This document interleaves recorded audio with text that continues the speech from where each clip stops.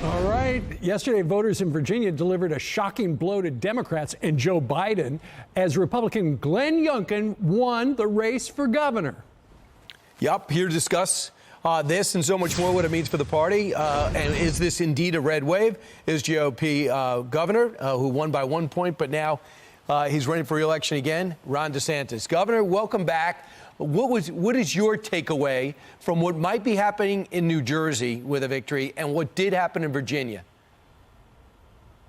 Well, I think people are rebelling against what the Democratic Party stands for nowadays, the never-ending mandates and restrictions because of COVID, using our school system for leftist indoctrination rather than high-quality education, and then the Biden regime failures from Afghanistan to the southern border, gas prices, inflation, supply chain. I think you had Glenn Youngkin, who really, I think, did a great job, was a great candidate, and I think he really represented a contrasting vision that was much more appealing to the majority of Virginians. And I do think, Brian, this wave is building. I think it was strong last night, but I think it's going to keep building all the way into 2022. And if you go back to the 2010 wave that Republicans had, I think there's more dissatisfaction with what's going on in D.C.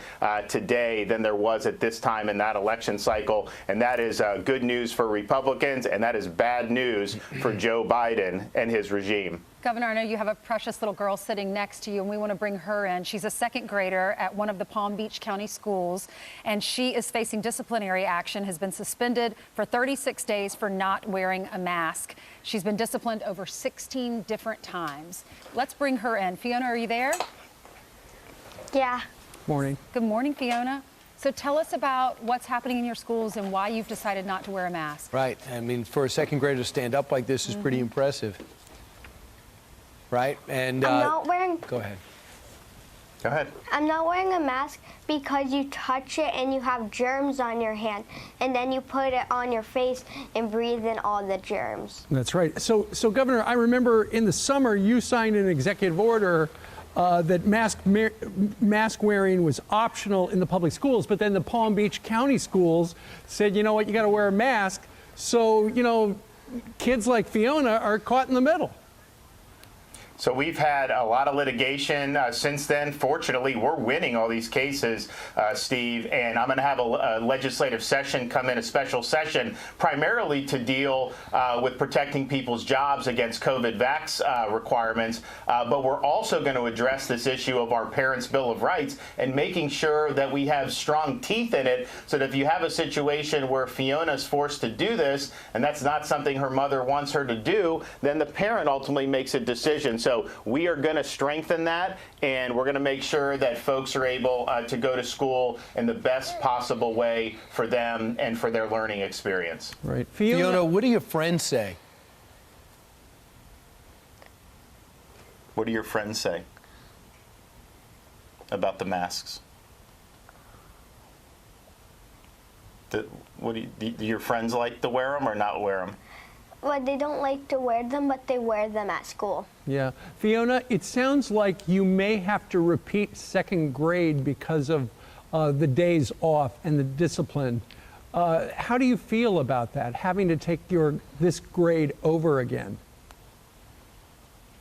Well, I don't feel good about that, and I don't want to take the grade over again.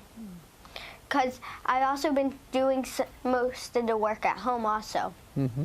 Wow. And this is something, the idea, they're not following Florida law. The school board members who defy Florida law, a lot of them cavort around maskless all the time in situations where they're requiring Fiona to do it. But to keep a child out of school for that long, that's totally unacceptable. And one of the things we'll look to do is give parents recourse so that if their kids are harmed from these out-of-control school boards, that they have the ability to vindicate their rights and their kids' rights. You would think they would have an alternative, just testing every day so that this young, precious child doesn't have to watch her friends go back to school and go on up to third grade, and she has to repeat, and her friends move on. Just, it's heartbreaking. Let me read the statement from the Palm Beach County School District. They said, shortly after the current school year began, the Palm Beach County School District adopted a facial covering mandate to address the rapid rise in cases and to offset the imminent threat to the community and our ability to keep schools open. Students, except those who are medically eligible to opt out, must wear facial coverings while indoors. Governor, we'll give you the last word. So all 67 counties, Ainsley, have had huge declines in COVID cases among school-age kids. Most of them did not have forced masking. So this is not something that's been proven to be effective. And obviously, as we see with Fiona, it has caused some of our students harm. All right, Governor, thank you very much. And Fiona, good luck. Thank you. And thanks for telling your story.